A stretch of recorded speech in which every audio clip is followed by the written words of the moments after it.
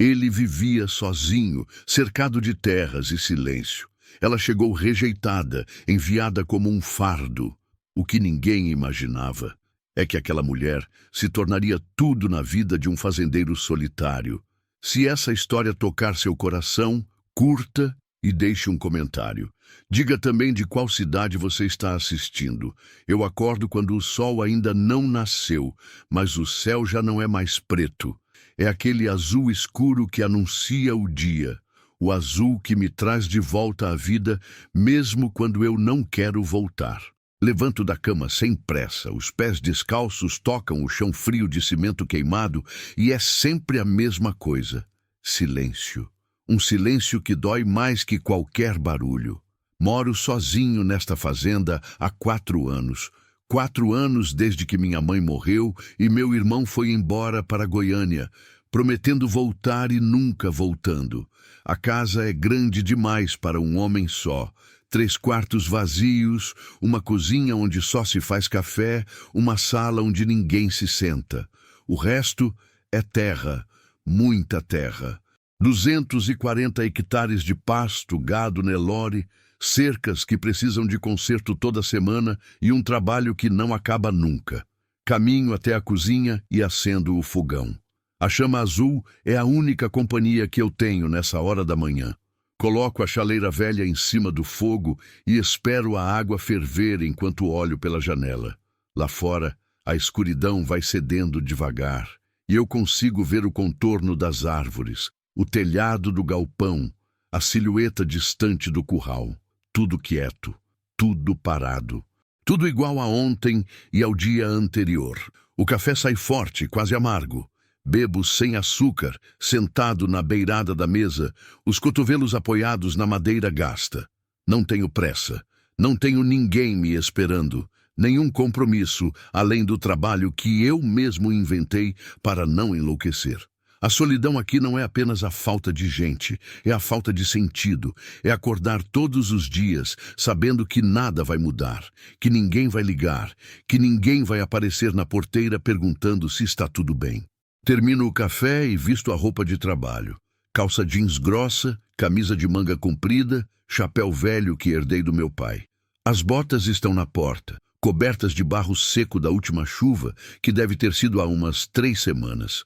Calço devagar, amarro os cadarços e saio para o terreiro. O ar está fresco ainda, mas eu sei que daqui a 2 horas o sol vai estar cortando a pele e o suor vai escorrer pelas costas feito rio. O gado está no pasto mais distante. Eu pego a caminhonete velha que range e tosse antes de ligar e sigo pela estrada de terra que corta a propriedade. A poeira levanta atrás de mim, formando uma nuvem vermelha que some no ar. Passo pelas cercas que eu mesmo consertei, pelos bebedouros que eu limpei semana passada, pelas árvores que eu plantei com minha mãe quando eu era criança. Cada pedaço dessa terra tem memória. Cada pedaço me prende e me sufoca ao mesmo tempo. Chego no pasto e desligo o motor. O silêncio volta imediatamente, só quebrado pelo mugido baixo de uma vaca ao longe e pelo vento que balança o capim seco. Desço da caminhonete e caminho entre os animais, verificando se está tudo bem, se nenhum está doente, se todos estão se alimentando. É um trabalho mecânico. Meus olhos veem, mas minha cabeça está longe, pensando em nada e em tudo ao mesmo tempo. Tem dias que eu me pergunto por que ainda estou aqui. Por que não vendi tudo e fui embora como meu irmão fez? Por que não tentei recomeçar em outro lugar, longe dessa terra que é mais túmulo que casa? Mas a verdade é que eu não sei fazer outra coisa. Não sei ser outra pessoa. Essa fazenda é tudo que me resta do que um dia foi uma família. É tudo que me resta de um passado que eu não consigo esquecer e não consigo consertar. Volto para a caminhonete quando o sol já está alto. O calor aperta e eu sinto a garganta seca, a testa suada debaixo do chapéu. Ligo o motor e volto para a sede, mas no meio do caminho vejo que a cerca do pasto oeste está com 2 mourões tortos. Paro, desço e fico ali parado olhando para aqueles mourões como se fossem a coisa mais importante do mundo. Não são. Mas consertar cerca me dá uma razão para existir hoje. Vou até o galpão buscar as ferramentas: marreta, arame novo, alicate. O galpão cheira a óleo, couro velho e ferrugem. É um cheiro que me acalma de um jeito estranho, porque me lembra do meu pai. Ele passava horas aqui dentro, consertando o que quebrava, organizando o que estava bagunçado. Eu era criança e ficava sentado no chão vendo ele trabalhar. Ele não falava muito, mas sua presença era suficiente. Eu nunca me senti sozinho perto dele. Agora, o galpão é só meu. E a solidão voltou. Carrego as ferramentas de volta para a cerca e começo o trabalho. Arranco os mourões velhos, cavo buracos novos, encaixo a madeira, enterro, bato com a marreta até ter certeza que está firme. O suor escorre pelo rosto, mistura com a poeira vermelha, deixa um gosto salgado nos lábios. Minhas mãos doem, minhas costas doem, mas eu continuo porque parar é pior. Parar é lembrar que não tem ninguém para voltar, ninguém para conversar, ninguém para dividir o peso. Termino quando o sol já passou do meio do céu. A cerca está reta de novo, firme, pronta para aguentar o gado. Olho para o trabalho pronto e sinto um alívio pequeno, quase invisível. Não é orgulho. É só a sensação de que pelo menos uma coisa foi resolvida hoje. Pelo menos uma coisa não desmoronou. Volto para a casa no meio da tarde. Esquento a comida que sobrou de ontem. Arroz, feijão, um pedaço de carne seca e como sozinho na mesa da cozinha. O silêncio agora tem peso. Ele senta do outro lado da mesa, me olha, me julga. Eu mastigo devagar, sem pressa, porque não tem nada me esperando depois. Só mais silêncio, só mais vazio. Depois de comer, lavo a louça na pia, seco com o pano de prato que está poído nas pontas e guardo tudo no armário. A rotina é essa, sempre a mesma.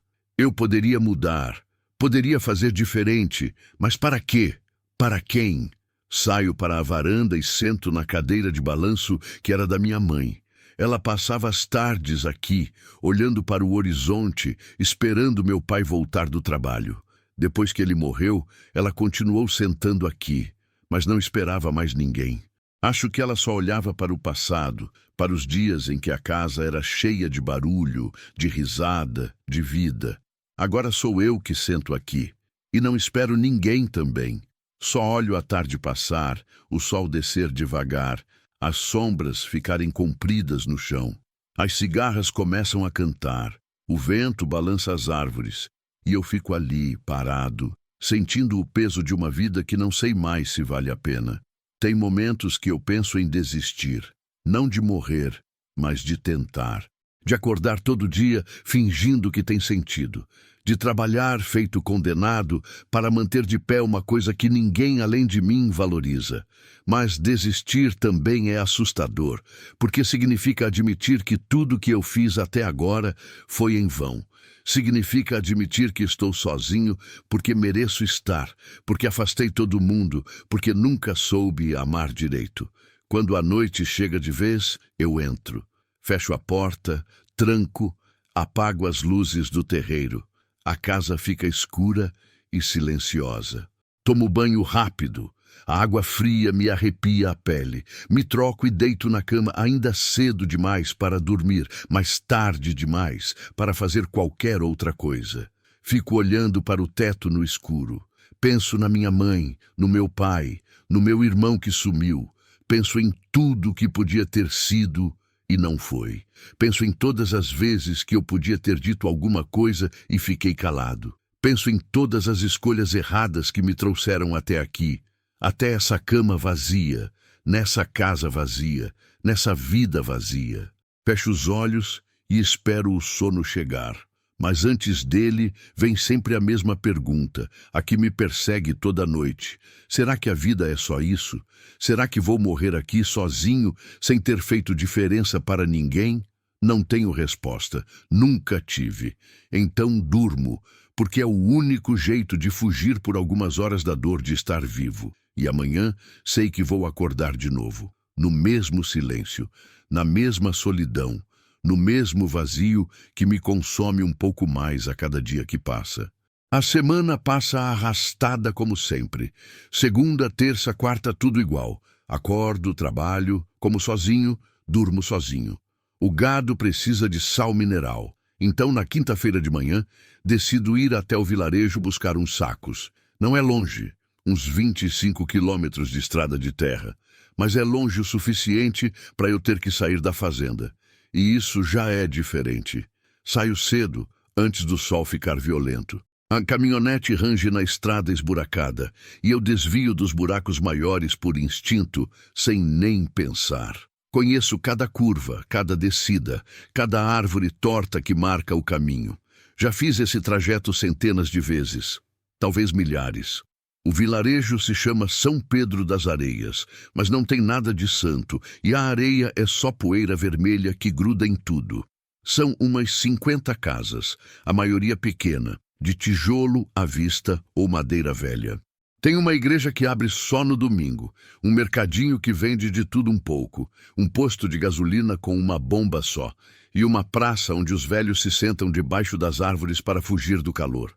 Estaciono em frente ao mercado e desço. O dono, seu Adelmo, está sentado atrás do balcão lendo um jornal velho. Levanta os olhos quando eu entro e faz um aceno com a cabeça. E aí, rapaz?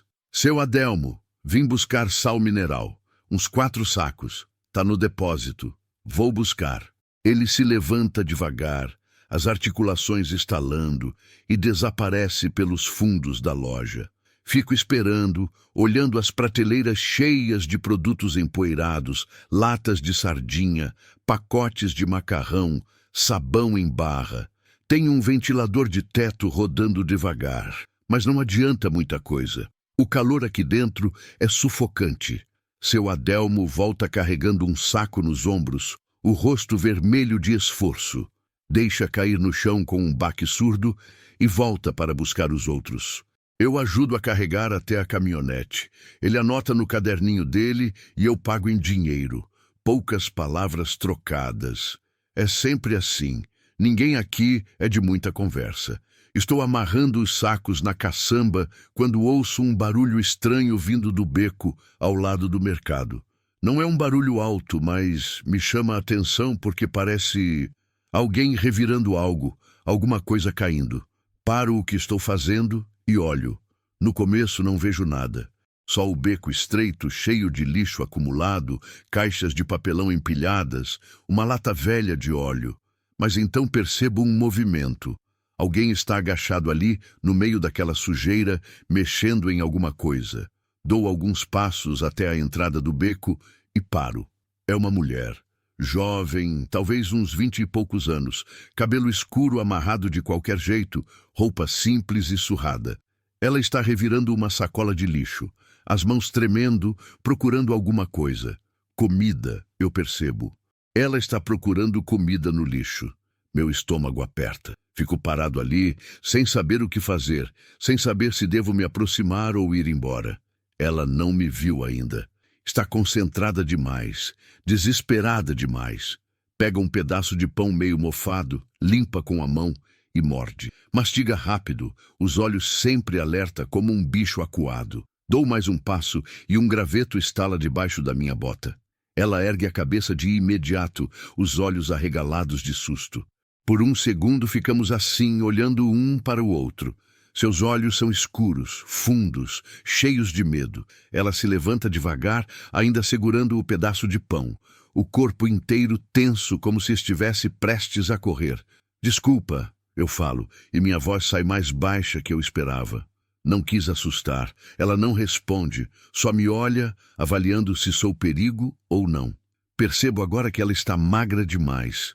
O rosto encovado, os braços finos feito graveto.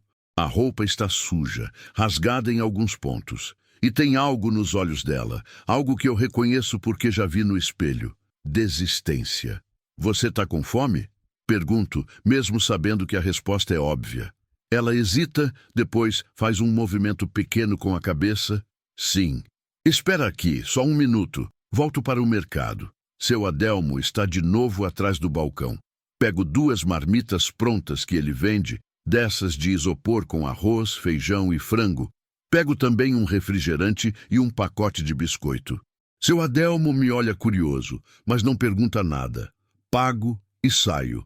Quando volto ao beco, ela ainda está lá, no mesmo lugar. Mas agora parece ainda mais tensa, como se estivesse esperando uma armadilha. Estendo as marmitas para ela. Toma, é melhor que isso aí que você estava comendo. Ela olha para as marmitas, depois para mim, e não se move. A desconfiança está estampada no rosto dela. Eu entendo. Não deve ser a primeira vez que alguém tenta alguma coisa com ela. Nesse mundo, bondade vem com preço. Não quero nada em troca, eu falo, ainda segurando as marmitas. É só comida. Você está com fome, eu tenho comida. Só isso. Ela dá um passo à frente, devagar, e pega uma das marmitas. As mãos dela estão tremendo. Abre a tampa e a visão da comida quente parece quebrar alguma coisa dentro dela. Lágrimas enchem seus olhos, mas ela não deixa cair. Pega o garfo de plástico e começa a comer rápido, como se alguém fosse tirar dela a qualquer momento. Eu me afasto um pouco, dou espaço e encosto na parede do mercado. Fico ali quieto, só observando. Ela come as 2 marmitas, bebe o refrigerante quase todo e abre o pacote de biscoito. Não fala nada, não me olha mais. Só come e cada garfada parece uma pequena vitória contra o mundo. Quando termina, limpa a boca com as costas da mão e finalmente me encara de novo. Os olhos dela agora não estão tão assustados. Estão cansados, profundamente cansados. Obrigada, ela diz, a voz rouca, baixa. De nada. Silêncio. Não sei o que dizer, não sei o que perguntar, só sei que tem uma mulher na minha frente que estava comendo lixo e que agora está olhando para mim como se eu fosse algum tipo de anjo, o que é ridículo porque eu não sou. Você é daqui? Pergunto finalmente. Ela balança a cabeça. Não. De onde você é? Ela demora para responder. Quando fala, é quase um sussurro. De longe, longe, claro. Todo mundo que acaba em São Pedro das Areias está fugindo de algum lugar longe. Tem família aqui? Ela balança a cabeça de novo. Não. Tem onde dormir? Pausa longa. Ela desvia o olhar. Olha para o chão. Não. Eu suspiro. Sei que não devia me envolver. Sei que devia ir embora, subir na caminhonete e voltar para a fazenda e esquecer que vi essa mulher. Mas tem algo nela, algo nos olhos dela que me prende. É a mesma coisa que eu vejo no espelho toda manhã. Solidão profunda, abandono, a sensação de estar completamente perdido no mundo. Você pode ficar na fazenda? Eu falo antes de pensar melhor. Ela levanta a cabeça de repente, os olhos arregalados. O quê? Na fazenda. Tenho quarto sobrando. Você pode ficar lá, pelo menos até conseguir se organizar. Eu não conheço você, ela diz desconfiada de novo. Eu sei, e você não precisa aceitar, mas a oferta está feita.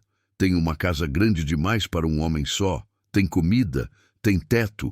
Você pode ficar quanto tempo precisar, sem compromisso, sem cobrança. Ela me olha por um longo tempo, estudando meu rosto, tentando descobrir se sou verdade ou mentira. Eu deixo. Não tenho nada a esconder. Não tenho intenção nenhuma além de ajudar alguém que precisa de ajuda. Por que você faria isso? Ela pergunta. Penso na resposta. Podia dizer que é caridade cristã, que é porque minha mãe me ensinou a ajudar o próximo, que é porque tenho espaço. Mas a verdade é outra. A verdade é que eu estou tão sozinho que encontrar alguém ainda mais sozinho que eu me fez sentir menos sozinho. E isso não faz sentido nenhum, mas é a verdade. Porque eu sei como é, eu respondo. Estar perdido. Estar sozinho, não ter para onde ir. Ela morde o lábio inferior, pensando. Vejo uma guerra acontecendo dentro dela. Medo versus necessidade. Desconfiança versus desespero. Qual seu nome? Ela pergunta. Gabriel. Eu sou Helena. Prazer, Helena. Ela respira fundo, como se estivesse prestes a pular de um penhasco, e faz que sim com a cabeça. Tá bom, eu vou. Mas só por alguns dias, só até eu conseguir algo. Tudo bem, ela não tem nada para levar além da roupa do corpo. Caminhamos até a caminhonete e eu abro a porta do passageiro para ela. Ela sobe, ainda hesitante, ainda tensa. Fecho a porta e dou a volta. Antes de ligar o motor, olho de relance para ela. Ela está olhando pela janela, as mãos cruzadas no colo, o corpo encolhido no banco, como se quisesse ocupar o menor espaço possível. Ligo a caminhonete e saio de São Pedro das Areias. A estrada de terra vermelha se abre à nossa frente, e pela primeira vez em 4 anos, não estou voltando para casa sozinho. Não sei se fiz a coisa certa, não sei o que vai acontecer, mas sei que alguma coisa mudou hoje. Alguma coisa pequena, frágil, começou a nascer no meio da solidão que me engolia. E talvez, só talvez, essa seja a primeira vez em muito tempo que acordo amanhã com algo além de vazio me esperando. A viagem até a fazenda é feita em silêncio quase total. Apenas o barulho do motor, o rangido da suspensão nos buracos da estrada, o vento entrando pelas janelas meio abertas. Helena não diz nada, eu também não. O que eu poderia dizer? O que se diz para uma estranha que aceitou ir para a casa de um estranho porque não tinha escolha melhor? Olho de relance para ela algumas vezes. Ela continua encolhida no banco, as mãos apertadas no colo, os olhos fixos na estrada à frente. Tem algo no jeito dela que me faz pensar em animal ferido, desses que você encontra no pasto e sabe que foi maltratado, que aprendeu que gente significa dor. Você se aproxima devagar, fala baixo, não faz movimento brusco. É assim que eu me sinto agora, dirigindo essa caminhonete. Como se qualquer coisa que eu disser ou fizer errado possa fazer ela pular pela janela e sair correndo. Chegamos na fazenda quando o sol já está se inclinando para a tarde. A porteira está aberta, como sempre deixo quando vou ao vilarejo. Entro devagar, paro perto da casa, desligo o motor e fico ali sentado por um segundo, sem saber exatamente como proceder. É aqui, eu digo, porque preciso dizer alguma coisa. Helena olha para a casa, depois para os galpões, depois para o pasto ao longe, onde o gado descansa debaixo de algumas árvores. Vejo algo passar pelo rosto dela, algo que não consigo decifrar. Surpresa, talvez, ou medo. Desço da caminhonete e ela faz o mesmo.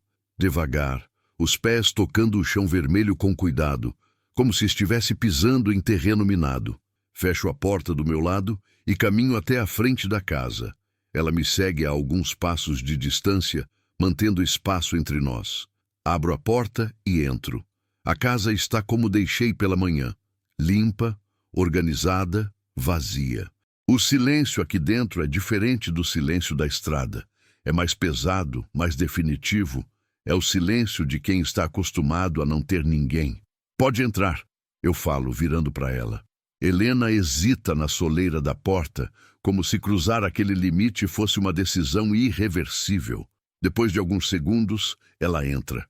Seus olhos percorrem a sala rapidamente, a cozinha ao fundo, o corredor que leva aos quartos. Está avaliando perigos, saídas, possibilidades. Eu entendo. Eu faria o mesmo. Tem 3 quartos, eu explico, mantendo a voz calma, neutra. Eu uso o primeiro. Os outros 2 estão vazios há anos. Pode escolher qualquer um. Caminho até o corredor e ela me segue, ainda mantendo distância.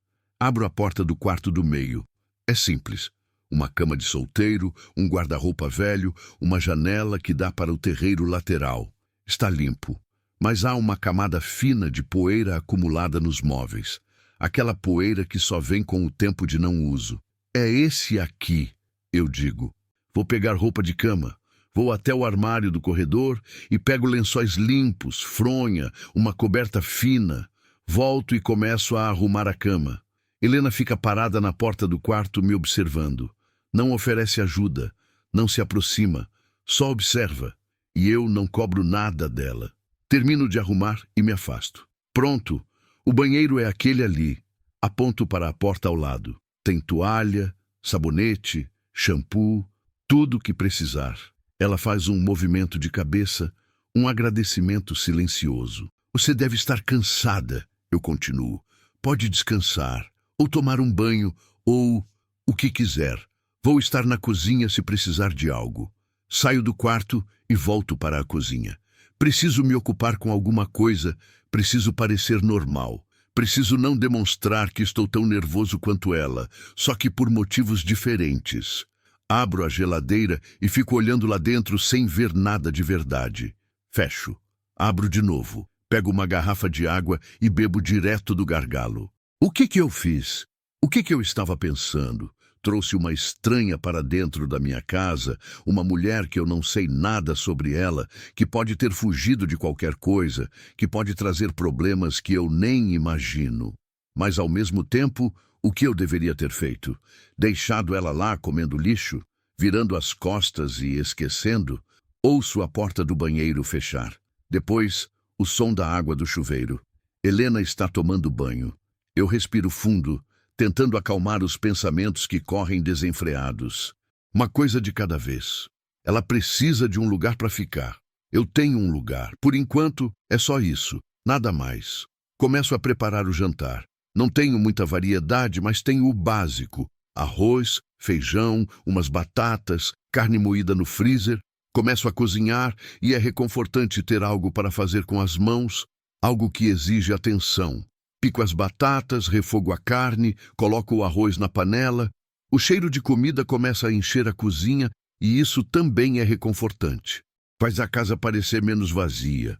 O som do chuveiro para. Ouço passos no corredor, a porta do quarto se abrindo e fechando. Imagino Helena vestindo as mesmas roupas sujas, porque não tem outras, secando o corpo com a toalha, sentando na cama e tentando entender o que está acontecendo com sua vida. Continuo cozinhando. A comida fica pronta quando o sol já está se pondo lá fora, tingindo tudo de laranja e vermelho. Coloco a mesa. 2 pratos, 2 copos, 2 garfos. É estranho colocar 2 pratos. Faz tanto tempo que coloco só um que parece errado, como se eu estivesse invadindo um ritual sagrado de solidão. Vou até o corredor e bato levemente na porta do quarto de Helena. A comida está pronta. Eu falo através da porta. Se quiser comer, espero. Não há resposta imediata, mas depois de alguns segundos ouço um "já vou" abafado. Volto para a cozinha e sento. Alguns minutos depois, ela aparece. Está com a mesma roupa, mas os cabelos estão molhados, penteados para trás. O rosto limpo revela traços delicados sob a magreza extrema. Ela é bonita, percebo, de uma beleza que a fome e o sofrimento quase esconderam, mas não conseguiram apagar completamente. Ela para na entrada da cozinha como se ainda não tivesse permissão para entrar. Senta! Eu falo apontando para a cadeira do outro lado da mesa. Ela se senta devagar, as mãos ainda no colo, o corpo rígido. Sirvo comida no prato dela e vejo os olhos dela acompanharem cada colherada que despejo. Quando termino, ela olha para o prato cheio com uma expressão que parte meu coração. É gratidão misturada com descrença, como se não acreditasse que aquilo é real, que aquilo é para ela. Come, eu digo gentilmente. Fiz bastante. Ela pega o garfo com mão trêmula e começa a comer. Devagar no começo, controlada. Mas logo a fome vence qualquer pretensão de formalidade e ela acelera. Eu como também, mas de vez em quando olho para ela. Cada garfada que ela dá parece carregar anos de privação. Comemos em silêncio. Não é um silêncio confortável ainda, mas também não é hostil. É o silêncio de 2 pessoas que não sabem o que dizer, mas que estão compartilhando o mesmo espaço, a mesma mesa, a mesma comida. E isso já é alguma coisa. Quando ela termina, encosta na cadeira e deixa escapar um suspiro longo. É o primeiro som relaxado que ouço dela desde que nos conhecemos. Recolho os pratos e levo para a pia. Começo a lavar, e para minha surpresa, Helena se levanta e vem até o lado. "Deixa eu ajudar", ela diz. "Não precisa. Eu quero. Não insisto." Lavo e ela seca.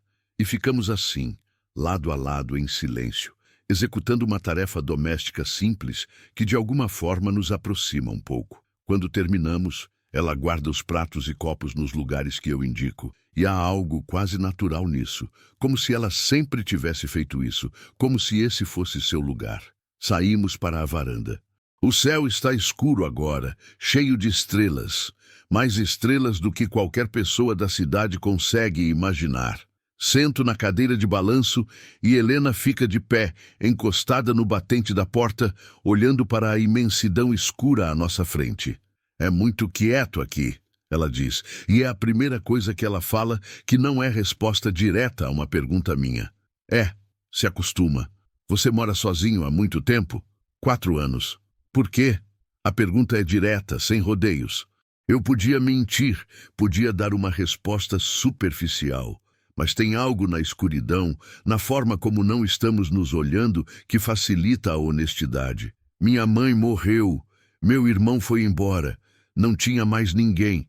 Então fiquei. E você não ficou sozinho porque quis. Não, ninguém fica sozinho porque quer. Ela não responde. Fica ali, parada, e eu quase consigo sentir o peso do que ela está carregando. Quero perguntar, quero saber sua história. Mas sei que não é a hora. Sei que tem coisas que precisam de tempo para serem ditas. Obrigada, ela diz de repente, a voz mais forte agora. Por tudo. Pela comida, pela casa, por não me julgar. Não tem nada para agradecer. Tem sim. Você não me conhece. Podia ter passado direto no vilarejo. Podia ter fingido que não viu. A maioria faz isso. Eu vi e não consegui fingir que não vi. Silêncio de novo, mas dessa vez é diferente. Tem algo se construindo nesse silêncio, algo frágil e importante. Confiança, talvez. Ou só o reconhecimento mútuo de 2 pessoas que entendem dor. Eu vou dormir, ela diz finalmente. Tá tarde. Tá bom. Se precisar de algo durante a noite, pode me chamar. Meu quarto é o primeiro. Tá bom. Ela entra na casa e eu ouço seus passos no corredor. A porta do quarto se fechando. Fico na varanda mais um tempo, olhando as estrelas, pensando em tudo e em nada. A casa não está mais tão silenciosa. Tem alguém lá dentro. Tem alguém respirando, dormindo, existindo no mesmo espaço que eu, e pela primeira vez em muito tempo, a solidão parece um pouco menos absoluta. Não sei o que vai acontecer amanhã. Não sei se Helena vai ficar ou se vai ir embora. Não sei qual é a história dela, quais fantasmas ela carrega, mas hoje, nessa noite, ela está aqui, e isso basta. Entro na casa, tranco a porta, apago as luzes, vou para o meu quarto e deito. Fecho os olhos e, pela primeira vez em anos, durmo sem sentir aquele vazio esmagador que sempre me acompanha. Tem alguém na casa, e isso muda tudo. Os primeiros dias são estranhos. Helena acorda cedo, sempre antes de mim, e quando saio do quarto, ela já está na cozinha. Nunca perguntei se ela podia fazer isso, mas ela começou a preparar café, a arrumar a mesa, a lavar a louça do dia anterior. Não fala muito. Responde quando pergunto algo, mas nunca inicia conversa. Mantém aquela distância, aquele espaço seguro entre nós. Eu também não pressiono. Trabalho na fazenda como sempre fiz, conserto cerca, cuido do gado, verifico os bebedouros. A diferença é que agora, quando volto para casa no meio da tarde, tem alguém lá. Às vezes, ela está varrendo o terreiro. Outras vezes, está sentada na varanda, olhando para o horizonte. Uma vez a encontrei no galpão, observando as ferramentas penduradas na parede como se fossem peças de museu. No terceiro dia, ela pergunta se pode ajudar com alguma coisa. Digo que não precisa, que ela é hóspede, mas ela insiste. Diz que ficar parada a deixa inquieta, que precisa fazer algo. Então, deixo. Ela passa a cuidar da horta abandonada que minha mãe plantou anos atrás. Arranca o mato, revolve a terra, encontra algumas sementes velhas no galpão e planta. Trabalha em silêncio, concentrada, e há algo quase religioso no jeito que ela toca a terra. No quinto dia, acordo com o céu diferente. Está pesado, carregado de nuvens escuras que se acumulam no horizonte como montanhas de chumbo. O ar está abafado, denso, aquele tipo de ar que gruda na pele e dificulta a respiração. Vai chover, e pelo jeito das nuvens, vai chover forte. Saio para a varanda e encontro Helena já acordada, olhando para o céu com expressão preocupada. Vai ter tempestade, eu digo. Parece ruim. É Essas tempestades de verão são violentas. Vem tudo de uma vez. Vento, raio, chuva que não para. Ela morde o lábio nervosa. Percebo que tem medo, mas não diz nada. O dia passa devagar, pesado como o ar. Faço o que precisa ser feito. Tranco as janelas do galpão. Verifico se os animais estão em área segura. Guardo ferramentas que estavam espalhadas. Helena me ajuda sem que eu peça, e trabalhamos lado a lado pela primeira vez, unidos contra a tempestade que se aproxima. No meio da tarde, as primeiras rajadas de vento começam. São fortes, violentas, levantam a poeira vermelha do chão e fazem as árvores se curvarem. O céu fica cada vez mais escuro, até que parece noite em plena tarde. Entramos para dentro da casa e eu fecho todas as janelas, tranco as portas. Quanto tempo dura? Helena pergunta e há ansiedade real em sua voz. Às vezes horas, às vezes a noite toda. E se algo acontecer? Como o quê? Não sei. E se cair um raio? E se a casa aguenta? Já passou por muitas tempestades. A gente fica dentro, fica quieto, espera passar. Ela não parece convencida, mas faz que sim com a cabeça. O primeiro trovão explode como bomba. Helena dá um pulo, o rosto pálido. O segundo vem logo em seguida, mais alto, mais próximo. E então começa a chuva. Não é chuva comum. É uma parede de água que cai com violência, tamborilando no telhado de zinco com barulho ensurdecedor. O vento uiva pelas frestas, assobia, geme. A casa inteira parece tremer. Helena está na sala, as mãos apertadas, o corpo rígido, cada trovão a faz estremecer. Aproximo-me devagar e sento no sofá ao lado dela, mantendo distância respeitosa. Tá tudo bem, eu falo, mas minha voz quase se perde no barulho da chuva. Vai passar. Eu odeio tempestade, ela diz. E é a primeira vez que a ouço confessar algo pessoal, algo que não seja resposta direta. Desde criança, meu pai, ele me trancava no quartinho dos fundos quando tinha tempestade. Dizia que eu tinha que aprender a não ter medo.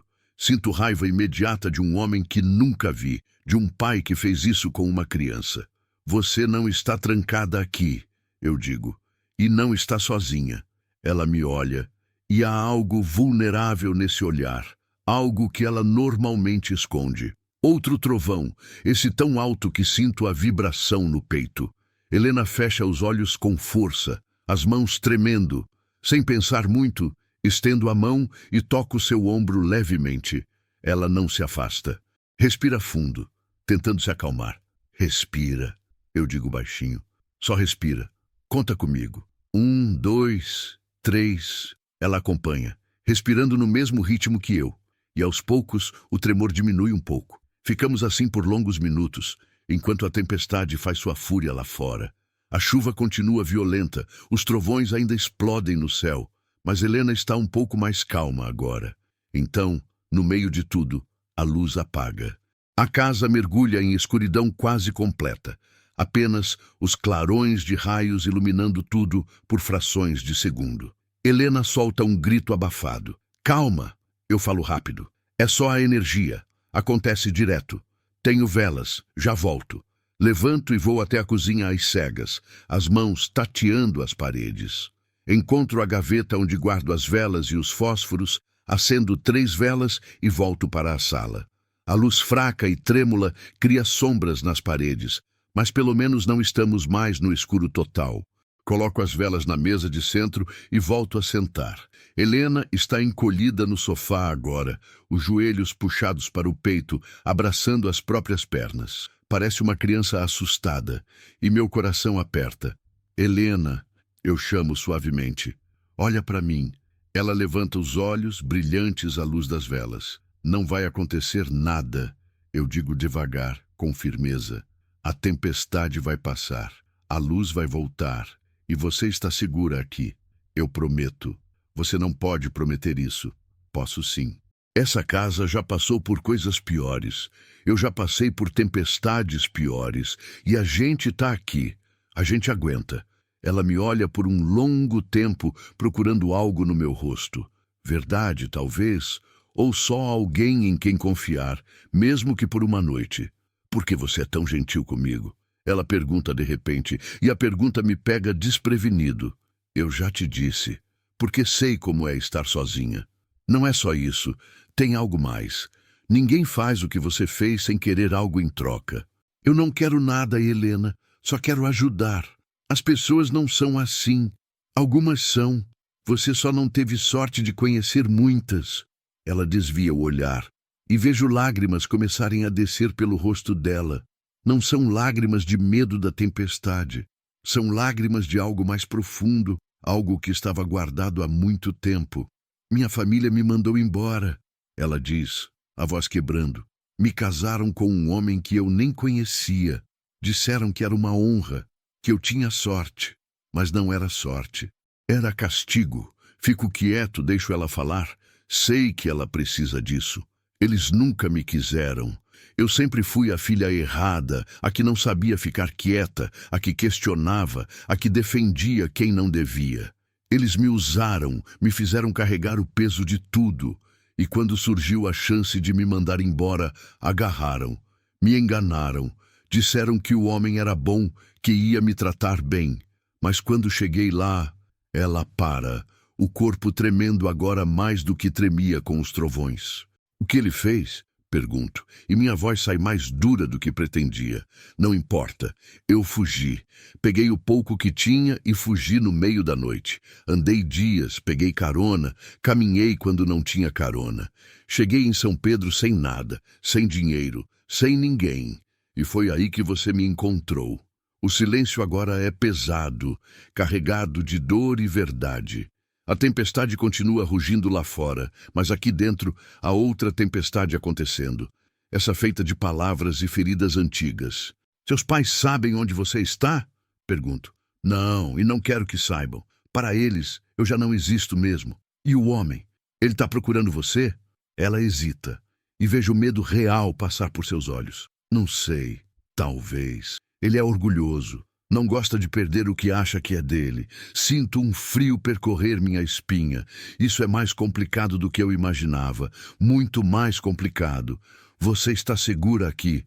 Eu repito, mas agora com mais determinação. Não importa quem venha procurar. Não vou deixar ninguém te levar.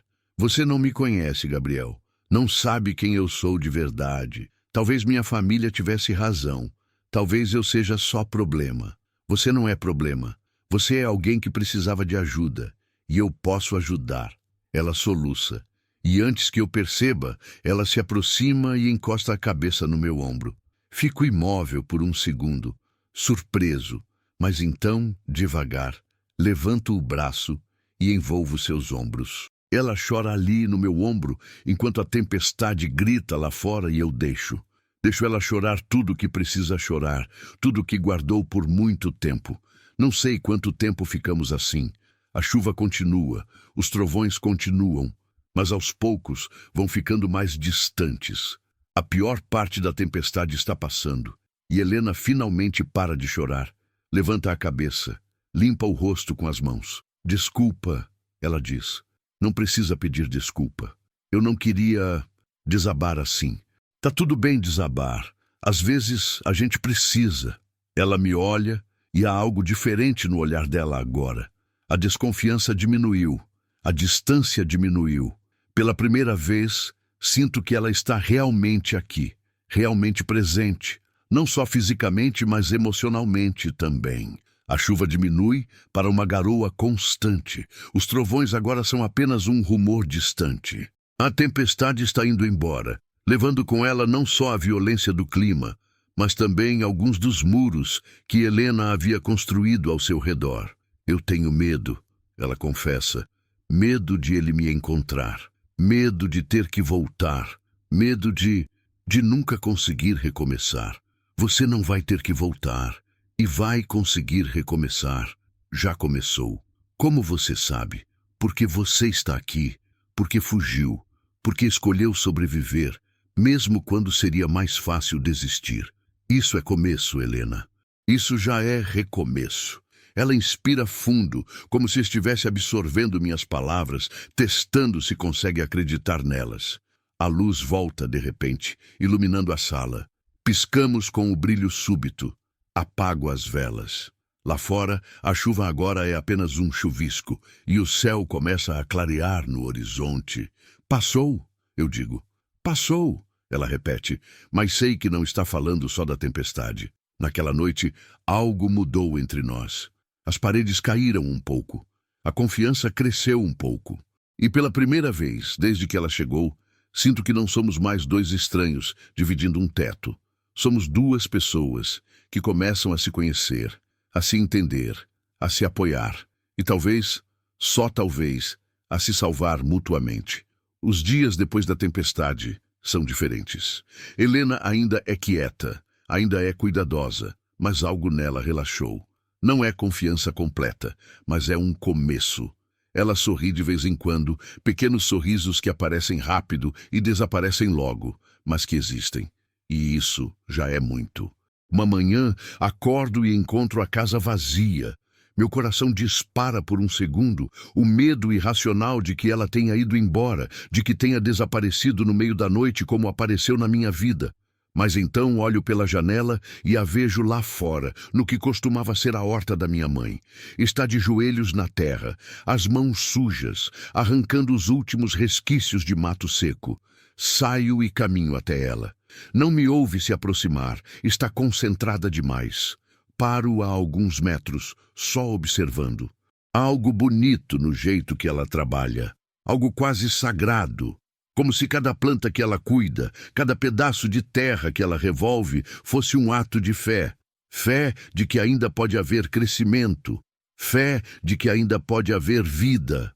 Bom dia, eu digo finalmente. Ela olha para cima, e há terra no rosto dela, mas também há luz nos olhos que não estava lá antes. Bom dia. Acordei cedo e não consegui voltar a dormir. Espero que não se importe que eu... Ela aponta para a horta. Não me importo. Na verdade, fico feliz. Minha mãe ia gostar de ver alguém cuidando disso de novo. Helena limpa as mãos na calça e se levanta. Ela plantou isso? Plantou. Há muitos anos. Depois que ela morreu, deixei tudo morrer também. Não conseguia cuidar. Por quê? A pergunta é simples, mas a resposta não é. Porque doía. Porque cada vez que eu olhava para essa horta, via ela aqui, de joelhos na terra, cantando baixinho enquanto plantava. E lembrar doía demais. Helena me olha com compreensão profunda, o tipo de compreensão que só vem de quem também conhece perda. Eu entendo. Tem coisas que a gente evita porque são lembrança demais. Mas ver você aqui não dói do mesmo jeito. É diferente. É quase como se estivesse certo de novo. Ela sorri, um daqueles sorrisos pequenos, e volta a se ajoelhar na terra. Fico ali mais alguns minutos, só observando, antes de ir cuidar do gado. O sol está forte quando volto para a casa no meio da manhã. Helena não está mais na horta. Encontro ela na cozinha, preparando o almoço. Tem panelas no fogo, cheiro de comida enchendo o ar. Paro na porta, surpreso. Eu achei uns mantimentos no armário. Ela explica sem me olhar. Espero que não se importe. Pensei em fazer um almoço de verdade. Não me importo. Faz tempo que não como um almoço de verdade. Quanto tempo? Desde que minha mãe morreu. Ela para o que está fazendo e me olha. 4 anos? 4 anos comendo arroz, feijão e carne na chapa. Às vezes nem isso. Às vezes só café e o que sobrou do dia anterior. Isso não é vida. Eu sei. Ela volta a mexer as panelas. E há algo maternal no jeito que ela cozinha. Algo que me faz lembrar de casa, de família, de coisas que eu esqueci que existiam. Quando o almoço fica pronto, sentamos à mesa e ela serve. Tem arroz, feijão, frango ensopado com batatas, salada de tomate. Comida simples, mas feita com cuidado. Provo, e o sabor explode na minha boca. Não é só comida, é lembrança, é afeto. É algo que eu não sabia que estava com saudade até provar de novo. Está bom? Ela pergunta, ansiosa. Está perfeito. Você cozinha muito bem. Aprendi cedo. Na minha casa, eu era quem fazia tudo: comida, limpeza, cuidar da minha avó quando ela ficou doente. Minha mãe e minhas irmãs nunca tiveram que aprender porque eu estava lá para fazer. Há amargura na voz dela, mas também resignação. Como se tivesse aceitado há muito tempo que esse era seu papel. Elas nunca te ajudavam. Não, diziam que eu era boa nisso, que era meu dom. Mas não era dom, era obrigação. Tudo que ninguém queria fazer caía para mim. Tudo que era trabalho pesado era eu. E quando eu reclamava, diziam que eu era ingrata, que devia ser grata por ter um teto e comida. Isso não é família, eu digo, sentindo raiva crescer dentro de mim. Família não faz isso. Para eles, eu nunca fui realmente família. Eu era a diferente, a que não se encaixava, a que questionava demais, falava demais, defendia quem não devia. Defendia como? Ela hesita, mexendo a comida no prato sem comer. Tinha um homem no vilarejo. Trabalhava para meu pai. Ele era pago uma miséria e trabalhava sol a sol. Um dia ele caiu doente e meu pai ia despedir ele. Ia mandar embora sem pagar nada, nem os dias que ele trabalhou. Eu enfrentei meu pai. Disse que não era justo, que o homem tinha família, que ele tinha trabalhado honestamente. Meu pai ficou furioso. Disse que eu estava me metendo onde não devia, que estava prejudicando os negócios da família. E o homem? Meu pai o mandou embora mesmo assim. E eu fiquei marcada. Depois disso, cada vez que eu via injustiça, eu falava. E cada vez que eu falava, ficava pior para mim. Perdi amizades que minha família tinha, perdi acordos, perdi dinheiro para eles. E eles nunca me perdoaram por isso. Você fez o que era certo. Fazer o que é certo me custou tudo, Gabriel. Minha família, meu lugar, minha vida. Valeu a pena? A pergunta fica no ar entre nós. Eu não sei responder. Quero dizer que sim, que sempre vale a pena fazer o que é certo. Mas sei que a realidade é mais complicada. Sei que, às vezes, fazer o que é certo nos destrói. Eu digo finalmente, que você não conseguiria viver consigo mesma se tivesse ficado calada. E isso tem valor. Isso tem muito valor. Ela me olha e há lágrimas nos olhos dela, mas ela não deixa cair. Quando apareceu a proposta de casamento, ela continua. Meus pais aceitaram na hora. Não perguntaram se eu queria. Não se importaram. Viram ali a chance de se livrar de mim sem escândalo. Me vestiram bonita, me mandaram para longe e eu sei que eles comemoraram quando eu saí. E o homem? Como ele era? O rosto de Helena se fecha. Ela engole seco. No começo, fingia ser gentil. Falava bonito, sorria, prometia coisas. Mas no segundo dia, quando fiz algo que ele não gostou, ele mostrou quem era de verdade. Disse que eu tinha sido enganada, que minha família o tinha enganado, que eu não era a filha que ele queria. Disse que eu era feia, burra, inútil. E então, ela para. As mãos dela tremem em volta do garfo. Então ele te machucou. Eu completo, sentindo a raiva queimar no peito. Ela faz que sim com a cabeça, pequeno, quase imperceptível. Uma vez. Foi só uma vez. Mas eu vi nos olhos dele que viria outras vezes, que ia piorar, que ia me quebrar aos poucos até não sobrar nada de mim. Então esperei. Esperei ele dormir, peguei um pouco de dinheiro que achei escondido e fugi. Você fez certo. Fiz? Porque não parece que fiz certo, Gabriel. Fugi e fiquei sem nada. Sem casa, sem comida, sem lugar para ir. Acabei comendo lixo em um vilarejo esquecido. Como isso é fazer certo? Porque você sobreviveu. Porque você escolheu sua vida em vez de aceitar o que eles decidiram para você. Isso é fazer certo, Helena. Mesmo quando é difícil. Principalmente quando é difícil. Ela limpa os olhos com as costas da mão, respira fundo. E se ele vier atrás de mim? Se ele vier, eu lido com ele. Você não me conhece há nem 2 semanas. Por que arriscaria algo por mim? Fico em silêncio, procurando a resposta dentro de mim.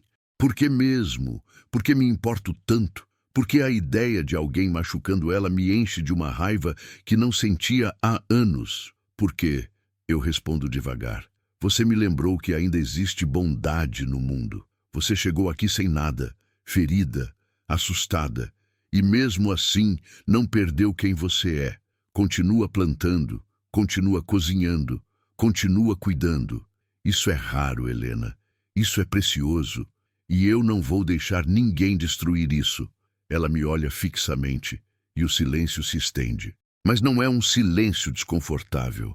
É um silêncio cheio, carregado de coisas não ditas, mas sentidas. Obrigada, ela sussurra finalmente. De nada. Terminamos de comer em silêncio, mas é diferente agora. Cada silêncio entre nós está ficando menos pesado, menos assustador. Está ficando quase confortável. Depois do almoço, ela lava a louça e eu seco. Trabalhamos lado a lado e há algo doméstico nisso. Algo que poderia ser rotina se a gente deixasse. E pela primeira vez em muito tempo, a ideia de rotina não me assusta, não me sufoca. Na verdade, pela primeira vez em muito tempo, a ideia de amanhã não parece vazia. À tarde, Helena volta para a horta. Eu vou consertar uma parte do curral que precisa de reparo. Trabalho sob o sol forte, o suor escorrendo, as mãos calejadas, segurando as ferramentas. Mas de vez em quando olho para a casa, para a horta onde Helena trabalha, e sinto algo estranho no peito. Esperança, talvez. Ou só a sensação de que a vida, finalmente, está começando a fazer sentido de novo. Quando o sol começa a descer, volto para casa. Helena está na cozinha de novo preparando o jantar. A casa cheira a comida, a vida, a futuro. Janto com ela, conversamos um pouco sobre coisas simples. O clima, os planos para a horta, pequenos reparos que a casa precisa. São conversas normais, banais até, mas carregam peso. Porque são conversas de pessoas que estão construindo algo juntas, mesmo que ainda não saibam exatamente o quê. Depois do jantar, saímos para a varanda. O céu está limpo, cheio de estrelas. Helena senta na cadeira de balanço e eu me encosto no batente da porta. Ficamos ali, em silêncio confortável, só existindo no mesmo espaço. Gabriel? Ela chama depois de um tempo. Você acha que é possível recomeçar de verdade? Esquecer tudo que ficou para trás e começar do zero? Penso na pergunta. Penso em tudo que eu carreguei esses 4 anos. Todo o peso das memórias, dos arrependimentos, das perdas. Não sei se é possível esquecer, eu respondo honestamente. Mas acho que é possível recomeçar mesmo carregando o passado. Acho que a gente não precisa esquecer. Só precisa aprender a viver apesar das lembranças. Você conseguiu. Estou tentando. Acho que você chegando aqui me fez tentar de novo. Ela me olha e há algo no olhar dela que me faz sentir nu, exposto, mas não de forma ruim. Então estamos tentando juntos, ela diz. Estamos. E naquela noite, sob o céu estrelado, 2 pessoas feridas começam a curar. Devagar, com cuidado, mas começam. E às vezes, o começo é tudo que a gente precisa. Passa mais uma semana. A rotina se estabelece de um jeito que parece natural, como se sempre tivesse sido assim. Helena cuida da casa e da horta. Eu cuido da fazenda e do gado. Comemos juntos, conversamos mais. Os silêncios agora são quase sempre confortáveis. À noite, sentamos na varanda e olhamos as estrelas. Ela me conta histórias da infância, as poucas boas que tem, e eu conto sobre meu pai, sobre como ele me ensinou tudo o que sei sobre a terra. É quase paz. Quase, mas a paz nunca dura muito tempo para quem está fugindo. Numa quinta-feira de manhã, estou consertando a cerca do Pasto Norte quando ouço o som de um motor. Paro o que estou fazendo, a marreta ainda na mão, e olho para a estrada de terra que leva à fazenda. Uma caminhonete que eu não reconheço levanta poeira vermelha enquanto se aproxima. Meu estômago aperta. Visitantes são raros. Visitantes desconhecidos são mais raros ainda. Largo as ferramentas e caminho rápido em direção à casa. A caminhonete já está parando no terreiro quando chego. É uma Hilux preta, nova, cara. A porta se abre e desce um homem. Alto, uns 40 anos, roupa boa demais para o interior, óculos escuros mesmo o sol não estando tão forte assim. Tem um jeito de quem está acostumado a ser obedecido. Bom dia, ele diz, mas não há nada de bom no tom de voz. Bom dia, respondo mantendo distância. Posso ajudar? Espero que sim. Estou procurando alguém. Uma mulher, jovem, cabelo escuro. Fugiu de casa há algumas semanas. Tenho informação de que pode estar por essas bandas. O sangue gela nas minhas veias. É ele, o marido de Helena. Não vi ninguém. Eu minto, mantendo a voz firme. Ele tira os óculos devagar e me olha direto nos olhos. Há algo perigoso naquele olhar. Algo que diz que ele não é homem de aceitar não como resposta. Tem certeza? Porque paguei bem para um pessoal em São Pedro das Areias e eles disseram que viram um fazendeiro levando uma mulher que combina com a descrição. Você é fazendeiro, mora sozinho por aqui e comprou comida demais para um homem só naquele dia. Maldição, seu Adelmo. Alguém em São Pedro falou. Dinheiro compra muitas coisas, inclusive silêncio quebrado. Mesmo que eu tivesse visto alguém, eu falo cuidadosamente. Não seria da minha conta dizer para onde foi. Ele sorri, mas não é um sorriso amigável. Veja bem, amigo, não quero problemas, só quero o que é meu. Aquela mulher é minha esposa. Fugiu, me roubou e precisa voltar. Ela não roubou nada que não fosse dela também. E se ela fugiu, tinha motivo. O sorriso desaparece. Ah, então você sabe onde ela está. Percebo tarde demais o erro. Dei informação sem querer. Maldito seja. Escuta aqui, ele diz, dando um passo à frente, e eu vejo a ameaça clara agora. Eu vim buscar minha esposa. Posso fazer isso do jeito fácil ou do jeito difícil. Prefiro o fácil. Você prefere o difícil? Prefiro que você saia da minha propriedade. Ele ri. Uma risada curta e sem humor. Ou o quê? Você vai me fazer sair? Você e que exército? Não respondo. Só mantenho o olhar fixo nele, as mãos fechadas dos lados do corpo. Ele me avalia por um longo momento. Depois cospe no chão. Tudo bem, vou embora. Mas volto. E quando eu voltar, não venho sozinho. Pensa nisso. Ele entra na caminhonete. Dá ré com violência levantando poeira e sai pela estrada em velocidade alta. Fico ali parado, o coração batendo forte no peito, as mãos tremendo agora que ele foi embora. Helena aparece na porta da casa. Ela estava escondida lá dentro, eu percebo. Ouviu tudo. Era ele? Ela pergunta, a voz fraca. Era. Ele vai voltar. Vai. Ela desce os degraus da varanda, as pernas bambas, e senta no chão mesmo, a cabeça entre as mãos. Eu sabia que ele ia me encontrar. Eu sou tão estúpida. Pensei que ele ia desistir. Aproximo-me e me ajoelho na frente dela. Olha para mim, Helena. Ela levanta a cabeça, os olhos vermelhos de lágrimas que ainda não caíram. Ele não vai te levar. Eu prometi, lembra? Não vou deixar ninguém te levar. Você não entende. Ele tem dinheiro, tem gente que trabalha para ele, tem tudo. A gente não tem nada, Gabriel. Como você vai impedir ele? É uma pergunta justa. Eu não tenho dinheiro, não tenho influência. Só tenho essa fazenda, essa terra e teimosia de sobra. Não sei ainda, eu admito. Mas a gente descobre. Juntos. Ela balança a cabeça, desesperada. Você devia me mandar embora, antes que ele volte e te machuque também. Eu não quero que você se machuque por minha causa. Já é tarde para isso. Eu escolhi te ajudar no dia que te encontrei no vilarejo. E escolho de novo agora. Não importa o que venha. Por quê? Ela grita, frustrada, assustada. Por que você se importa tanto? A resposta está na ponta da língua, mas é assustadora demais para dizer em voz alta. Porque em 2 semanas ela encheu os espaços vazios da minha vida. Porque a casa não é mais um túmulo quando ela está nela. Porque eu acordo de manhã e tenho um motivo para acordar. Porque pela primeira vez em 4 anos eu não estou sozinho. Porque eu me importo com ela de um jeito que não me importava com ninguém há muito tempo. Porque você importa, eu digo simplesmente. Para mim você importa. Ela me olha e algo passa entre nós. Algo intenso, assustador, real. Mas não tem tempo para explorar isso agora.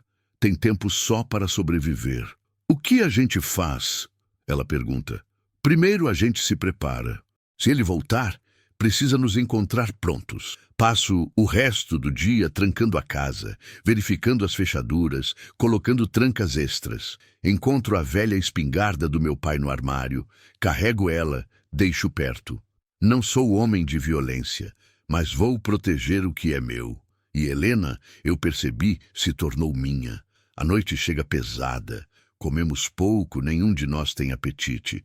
O medo paira no ar como fumaça. Helena está inquieta, levanta várias vezes da mesa, olha pelas janelas, pula com qualquer barulho. Ele não vai vir à noite, eu digo tentando acalmar ela. Ele não conhece a propriedade. Seria perigoso demais. Vai esperar o dia. E amanhã? Amanhã a gente vê, mas amanhã chega rápido demais. Acordo com o som de motores, vários motores. Pulo da cama, corro até a janela e sinto o estômago despencar.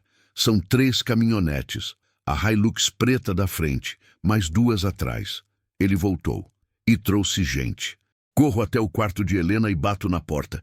Helena, acorda, eles estão aqui. Ela abre a porta já vestida. Não dormiu, percebo. Passou a noite acordada esperando isso. O que a gente faz? Fica dentro. Não sai, não importa o que aconteça. Eu vou conversar com eles. Gabriel, não, eles vão te machucar. Eu sei me virar. Fica dentro, Helena, por favor. Pego a espingarda e saio para a varanda. As caminhonetes param no terreiro. Descem 6 homens no total. O marido de Helena na frente, os outros atrás. Todos têm cara de quem não está aqui para conversar. Bom dia de novo, o homem diz, sorrindo. Vim buscar o que é meu. Da última vez você não foi muito colaborativo. Espero que hoje seja diferente. Já disse ontem, ela não é sua e não vai voltar com você. Não é você quem decide isso. Helena, ele grita em direção à casa. Sai daí agora, ou eu entro aí e tiro você à força. Movimento a espingarda apontando para ele. Ninguém entra nessa casa. Os homens atrás dele dão um passo à frente. Um deles põe a mão na cintura, onde provavelmente tem uma arma. A situação está escalando rápido, perigosamente rápido. Você é corajoso, o homem diz. Ou muito burro. São 6 contra 1. Você acha mesmo que vai nos parar? Não preciso parar todos. Só você. Ele ri, mas há nervosismo na risada agora. Última chance, fazendeiro. Entrega a mulher e a gente vai embora. Ninguém precisa se machucar. Não. O silêncio se estende. Vejo ele calculando, pesando opções. Depois faz um sinal para os homens. Eles começam a se espalhar, cercando a casa. Meu coração dispara. Não tenho como parar todos. Não tenho como proteger todas as entradas. Ferrei tudo. Mas então ouço outro som, outro motor. Todos viramos para a estrada. Uma caminhonete velha está chegando. Depois outra e outra. Seu Adelmo desce da primeira, seguido por mais 5 homens do vilarejo. Vizinhos distantes. Gente que eu mal conheço. Seu Adelmo! Eu falo confuso. Meu neto me contou o que aconteceu ontem. Ele diz, caminhando até ficar do meu lado. Contou que um homem da cidade estava perguntando de você e da moça. Não gostei. Vim ver se precisava de ajuda. E parece que precisa. Os outros homens se posicionam ao lado de seu Adelmo. Agora não são mais 6 contra 1. Estão mais equilibrados. O marido de Helena olha ao redor, percebendo que a situação mudou. Isso não é da conta de vocês. Ele resmunga. É sim, seu Adelmo responde firme. Gabriel é nosso. A moça está sob proteção dele. Isso faz dela nossa também. Então sugiro que você e seus capangas entrem nessas caminhonetes e voltem para de onde vieram. A tensão no ar é palpável. Ninguém se move, ninguém respira. E então, lentamente, o marido de Helena recua. Isso não acabou, ele diz, apontando para mim. Acabou sim, eu respondo. Você perdeu. Aceita. Ele cospe no chão de novo, entra na caminhonete e faz sinal para os outros seguirem. As 3 caminhonetes saem levantando poeira e só quando desaparecem completamente na estrada eu consigo respirar de novo. Abaixo a espingarda, as mãos tremendo violentamente agora. Seu Adelmo põe a mão no meu ombro. Tá tudo bem, rapaz. Eles não voltam. Covardes como esse só agem quando acham que são mais fortes. Agora sabem que não são. Obrigado. Eu consigo dizer. Obrigado a todos vocês. Não precisa agradecer. É o que se faz. A gente cuida dos nossos. Helena aparece na porta da casa, o rosto pálido. Quando vê que eles foram embora, as pernas cedem e ela se segura no batente. Corro até ela, seguro antes que caia. Acabou, eu digo. Acabou, Helena. Ele foi embora. Ela desaba em lágrimas no meu peito, o corpo inteiro tremendo. Seguro ela com força. E ali, no meio do terreiro, cercados por homens que vieram ajudar sem pedir nada em troca, eu entendo algo importante. A gente nunca está tão sozinho quanto pensa. E às vezes, a salvação vem de onde menos esperamos. Os homens do vilarejo ficam mais um tempo. Tomam café que Helena prepara com mãos ainda trêmulas. Conversam baixo no terreiro. Seu Adelmo me puxa de lado antes de ir embora. Aquele homem não me pareceu do tipo que desiste fácil. Ele diz, a voz baixa, para Helena não ouvir.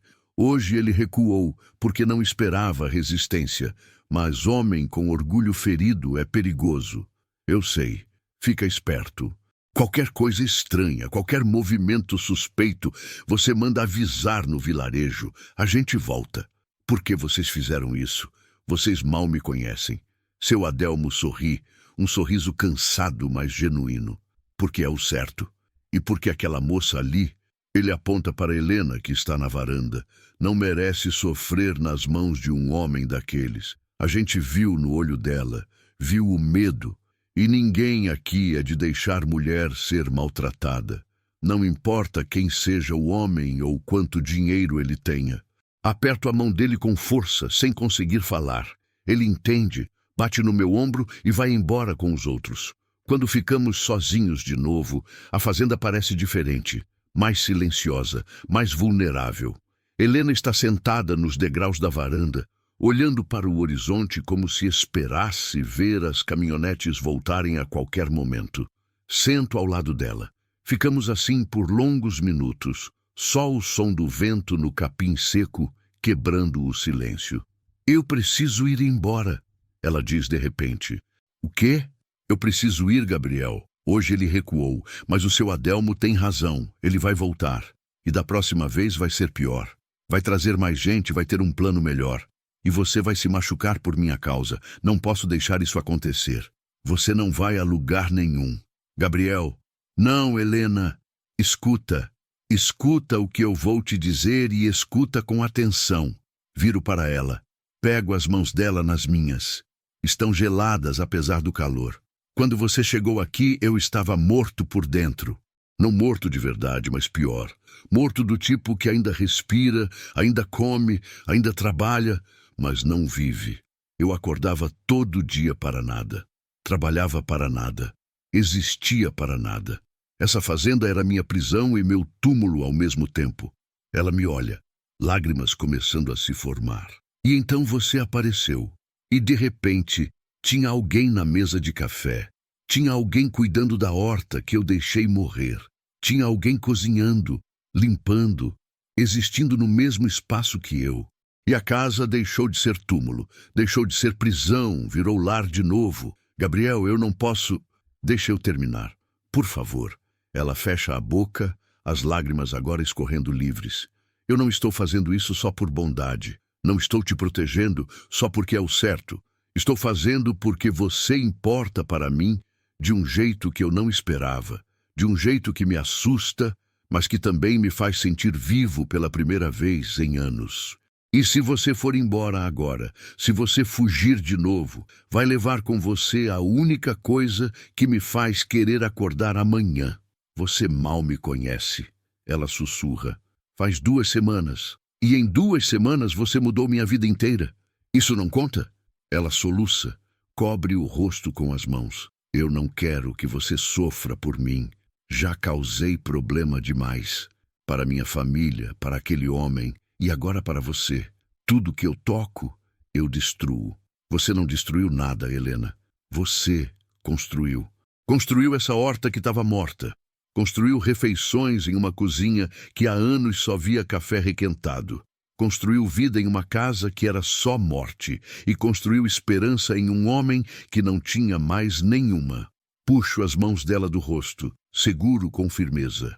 Fica, por favor, não porque você não tem para onde ir, não porque precisa de abrigo, mas porque eu preciso de você, porque essa fazenda precisa de você, porque eu quero que você fique. Ela me olha através das lágrimas, procurando algo. Verdade, talvez, ou certeza. E o que ela vê deve ser suficiente porque de repente ela está se jogando nos meus braços, chorando no meu ombro, agarrada a mim como se eu fosse a única coisa sólida em um mundo que não para de desmoronar. Eu também quero ficar, ela diz entre soluços. Eu quero tanto ficar, mas tenho tanto medo do que pode acontecer, do que ele pode fazer.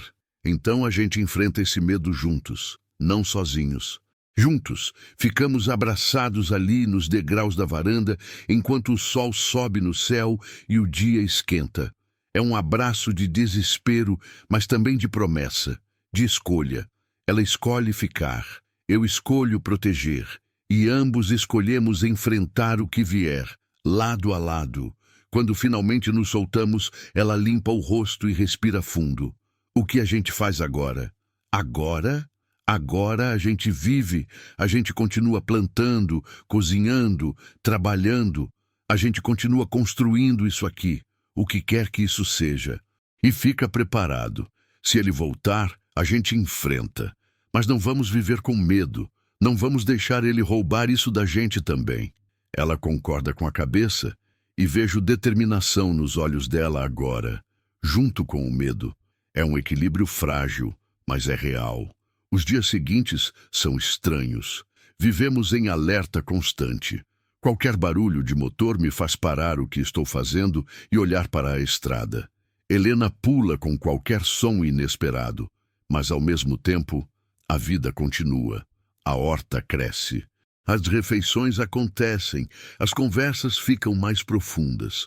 Uma noite, depois do jantar, estamos na varanda quando ela me pergunta: "Você já foi casado?" Não, nunca, nunca.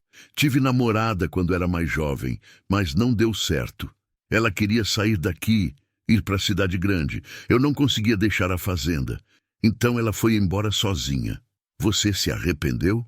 Não, porque se eu tivesse ido, seria infeliz. E ela sabia disso. Por isso, não insistiu.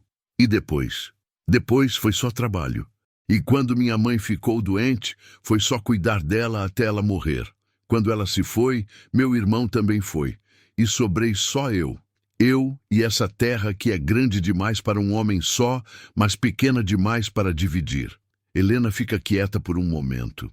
Você é solitário por escolha ou por circunstância? É uma pergunta difícil.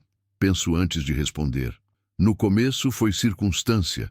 Depois virou escolha porque era mais fácil ficar sozinho do que arriscar perder alguém de novo. Mas agora não sei mais se quero escolher isso. Ela me olha e há algo no olhar dela que me faz o coração acelerar. Eu também não quero mais ficar sozinha. Ela diz baixinho. Fiquei sozinha a vida inteira, mesmo cercada de gente. Mas aqui, com você, eu não me sinto sozinha. Pela primeira vez, eu não me sinto sozinha. Estendo a mão e ela pega. Ficamos ali, de mãos dadas, olhando as estrelas. Não precisa de mais palavras. A escolha já foi feita. Por ambos. Passam-se 2 semanas sem sinal do marido de Helena. Aos poucos, a tensão diminui. O medo ainda existe, mas não controla mais cada momento. Voltamos a sorrir. Voltamos a planejar.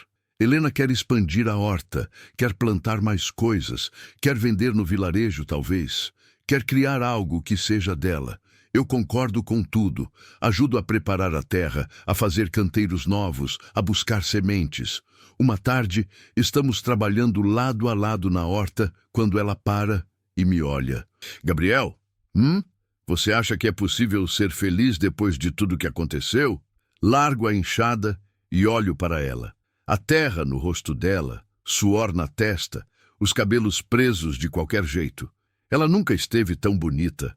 Acho que a gente já está sendo, eu respondo. Feliz do nosso jeito, com nossos medos e nossas cicatrizes, mas feliz. Ela sorri e é um sorriso verdadeiro, completo, que ilumina o rosto inteiro. Acho que você tem razão. E naquele momento, sob o sol forte do interior, com terra nas mãos e esperança no coração, eu entendo algo fundamental. Felicidade não é a ausência de problemas. Não é vida perfeita ou futuro garantido. É a escolha de construir algo bom, mesmo quando tudo poderia desmoronar. É a coragem de plantar mesmo sem saber se vai colher. É a decisão de amar mesmo com medo de perder. É isso que estamos fazendo.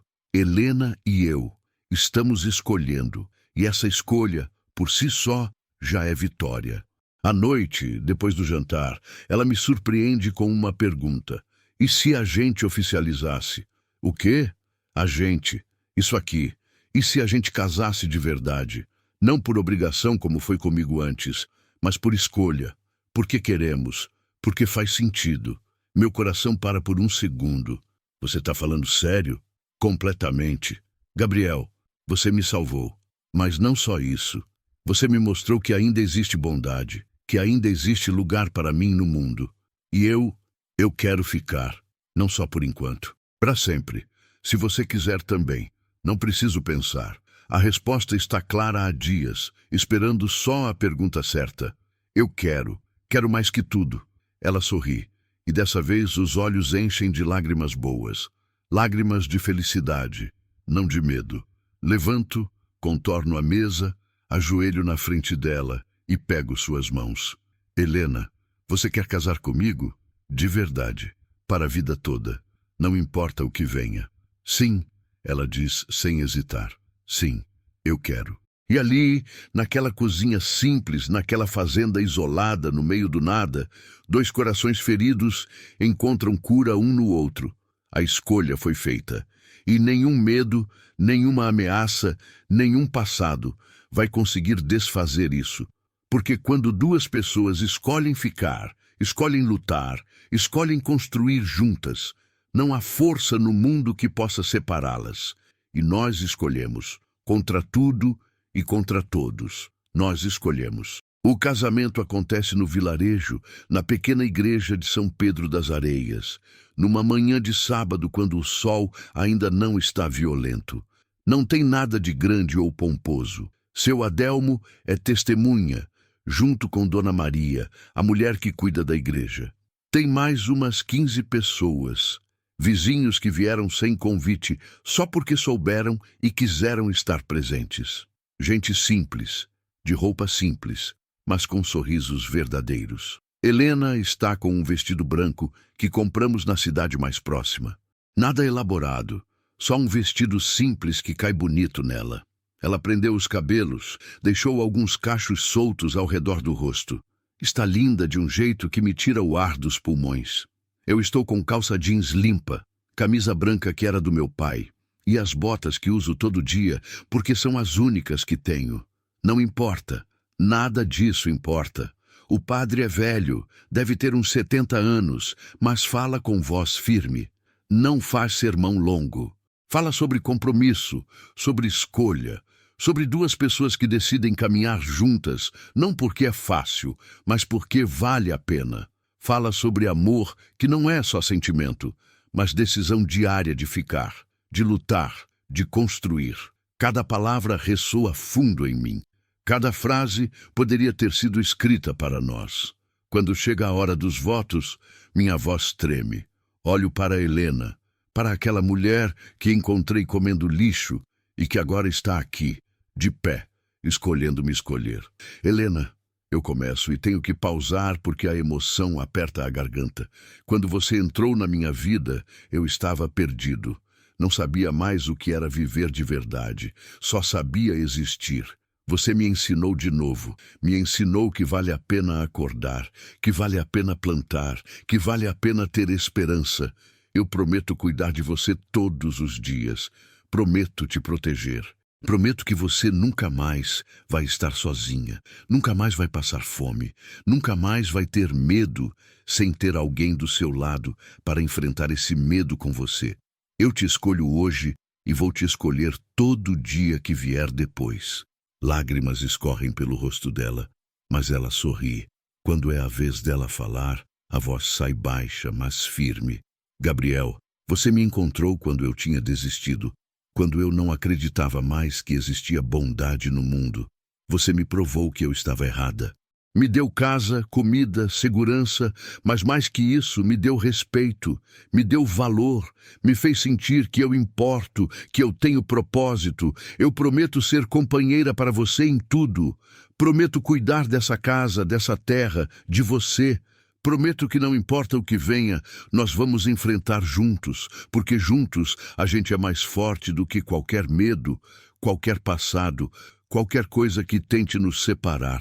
O padre sorri e faz a bênção. Declara a gente marido e mulher. Me diz para beijar a noiva. Me aproximo devagar e beijo Helena pela primeira vez. É um beijo suave, respeitoso, mas carregado de promessa, carregado de futuro. As pessoas presentes aplaudem. Não é muita gente, não faz muito barulho, mas é suficiente. É perfeito. Depois da cerimônia, algumas mulheres do vilarejo prepararam um almoço simples no salão ao lado da igreja. Arroz, feijão, churrasco, saladas, bolos caseiros. Comemos, conversamos, rimos. Seu Adelmo faz um brinde constrangido, mas sincero. Dona Maria chora de emoção e abraça Helena como se fosse filha. À tarde, voltamos para a fazenda. Pela primeira vez, não volto sozinho. Volto com minha esposa. A palavra ainda soa estranha. Esposa, mas é uma estranheza boa, do tipo que aquece o peito. Chegamos em casa quando o sol está começando a descer. O terreiro está como deixamos, a casa está quieta, a horta continua crescendo. Tudo igual, mas tudo diferente também. Porque agora isso aqui não é só minha fazenda. É nossa fazenda. Nossa casa, nosso lar. Helena entra primeiro e eu a sigo. Ela para no meio da sala, olha ao redor como se estivesse vendo tudo pela primeira vez. É estranho, ela diz. O quê? Estar aqui como dona, como esposa. Ainda parece que sou hóspede, que a qualquer momento você pode me pedir para ir embora. Aproximo-me dela, ponho as mãos nos ombros dela. Você não é hóspede. Nunca foi. E nunca vou pedir para você ir embora. Isso aqui é seu tanto quanto é meu. Talvez até mais, porque você deu vida para essa casa de um jeito que eu não conseguia mais. Ela se vira e me abraça, o rosto enterrado no meu peito. Fico ali, segurando ela, sentindo o peso do que acabamos de fazer. Casamos. Prometemos vida inteira um para o outro. É assustador e maravilhoso ao mesmo tempo.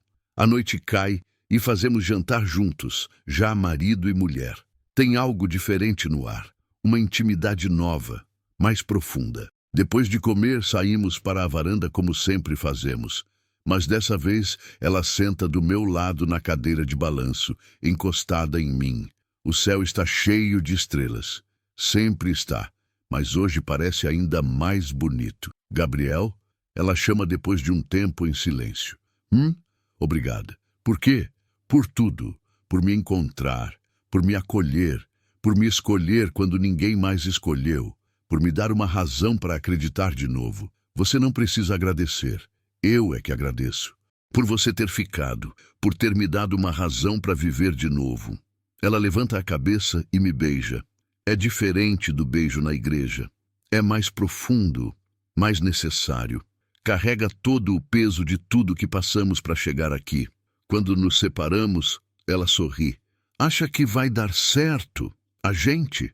Apesar de tudo, eu acho que a gente já está dando certo.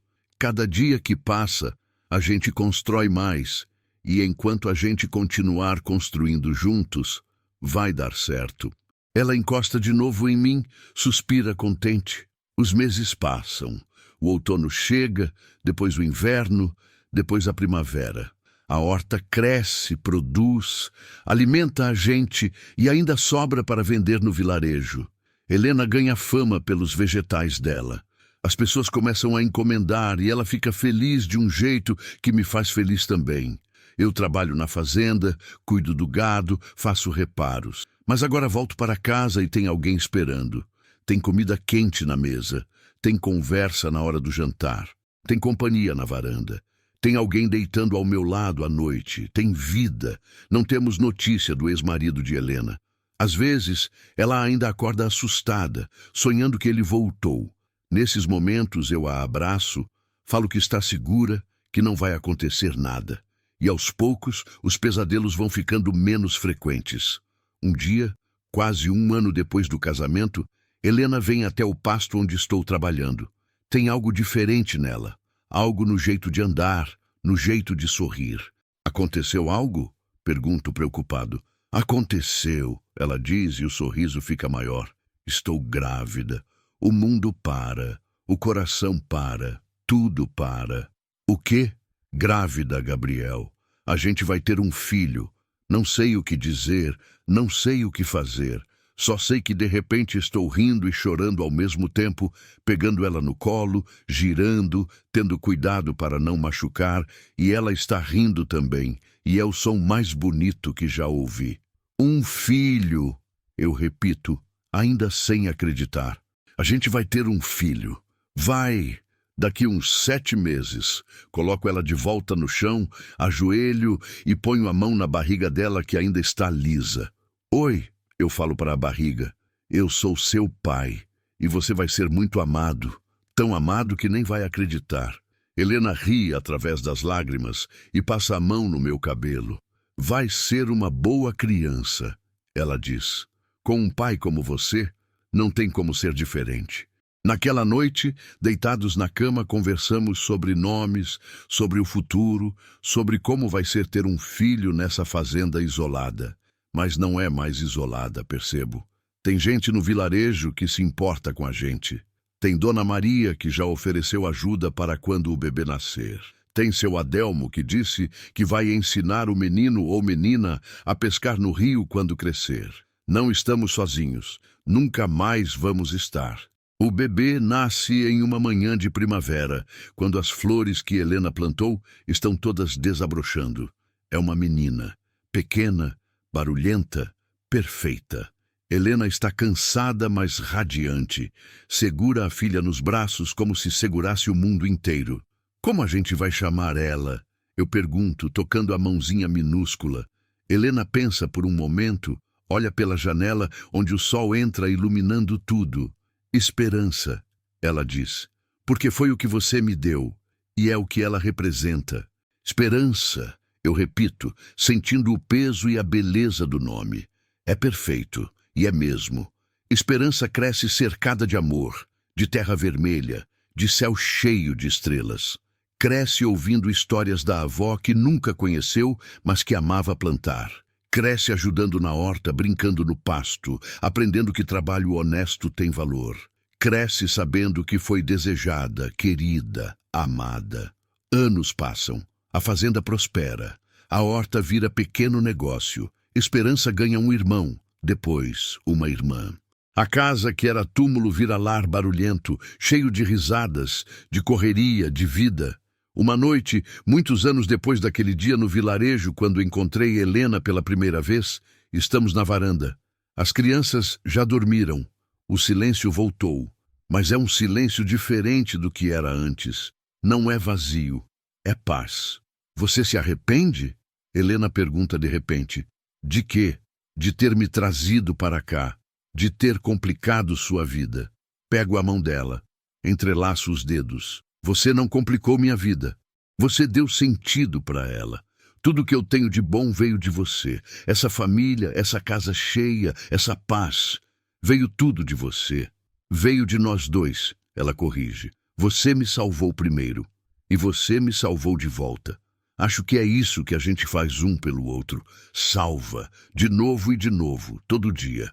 Ela apoia a cabeça no meu ombro e ficamos ali olhando as estrelas como fizemos tantas vezes antes. Penso em tudo o que aconteceu, em como ela chegou aqui sem nada, assustada, sozinha. Em como eu estava perdido, vazio, só esperando a vida acabar. Em como um encontro casual em um vilarejo esquecido mudou tudo. Em como a bondade pode salvar. Em como o amor pode curar. Em como duas pessoas quebradas podem se juntar e formar algo inteiro, algo bonito, algo que vale a pena. Sabe o que eu aprendi? Eu falo baixinho. O quê? Que a gente nunca está longe demais para ser alcançado. Nunca está quebrado demais para ser consertado. Nunca está sozinho demais para encontrar companhia. Só precisa de alguém disposto a estender a mão e de coragem para segurar essa mão quando ela aparece. Helena levanta a cabeça e me olha. Foi o que você fez por mim. E foi o que você fez por mim. A gente se salvou, Helena, um ao outro. Ela sorri, aquele sorriso que ilumina tudo, e me beija suavemente. E vamos continuar salvando, ela diz, todo dia, para sempre. Para sempre, eu concordo. E ali, naquela varanda, naquela fazenda que já não é mais prisão, mas sim lar, duas pessoas que o mundo tentou quebrar encontram vitória. Não a vitória barulhenta de conquistas materiais, mas a vitória silenciosa de ter encontrado paz, de ter encontrado amor, de ter encontrado propósito. A chuva lavou o chão seco, e onde antes só havia morte, agora cresce vida. Onde antes só havia solidão, agora existe família. Onde antes só havia desistência, agora pulsa a esperança. E essa esperança, plantada em terra vermelha e regada com lágrimas que viraram sorriso, vai continuar crescendo, vai continuar se espalhando, vai continuar provando que mesmo no meio do nada, mesmo depois de tudo, ainda é possível recomeçar, ainda é possível acreditar, ainda é possível amar. E no fim é isso que importa. Não quanto temos, mas com quem dividimos. Não onde estamos, mas quem está ao nosso lado. Não o que perdemos no passado, mas o que construímos no presente. A vida não é perfeita. Ainda temos dias difíceis, contas para pagar, preocupações com as crianças, trabalho que nunca acaba. Mas temos uns aos outros. E enquanto tivermos isso, temos tudo. O céu está cheio de estrelas. Sempre esteve. Mas hoje eu consigo ver cada uma com clareza, com gratidão, com paz. Hoje, finalmente, eu não estou apenas sobrevivendo. Eu estou vivendo. E vivo ao lado da pessoa que me ensinou como. Às vezes a salvação vem disfarçada de encontro casual. Às vezes a esperança nasce do desespero. Às vezes duas almas perdidas se encontram exatamente quando mais precisam uma da outra. E quando isso acontece, quando a bondade vence o medo e o amor vence a solidão, nasce algo raro. A chance de recomeçar. A chance de ser feliz, a chance de provar que nenhuma noite é escura demais para que a aurora não possa nascer. Esta é a história de Gabriel e Helena. Mas é também a história de todos nós, que um dia nos sentimos perdidos e encontramos alguém que nos mostrou o caminho de volta para casa.